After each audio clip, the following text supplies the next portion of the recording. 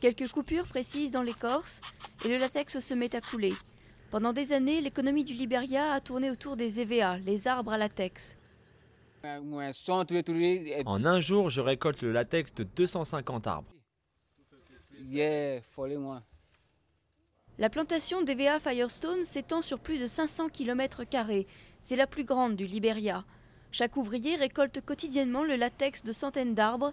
Il est ensuite traité et exporté aux États-Unis pour en faire du caoutchouc, utilisé dans la fabrication des pneus. Pendant les 14 années de guerre civile, qui ont fait 250 000 morts, la plantation avait été abandonnée. Avant la guerre civile, ici, il y avait des arbres qui donnaient bien partout. Mais avec ce qui s'est passé pendant la guerre, aucun arbre n'a été replanté. Et du coup, Firestone est en train d'essayer de rattraper les années perdues. Ils ont lancé avec succès un programme pour replanter des arbres sur 5000 acres, et le processus est en cours.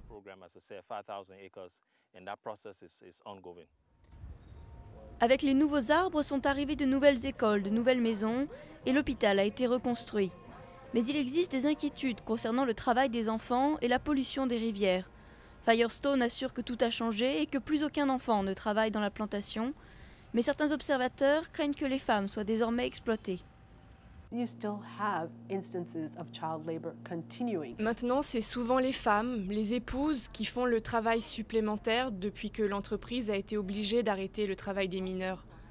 Donc de plus en plus de femmes se retrouvent à travailler sous pression pour atteindre les quotas quotidiens.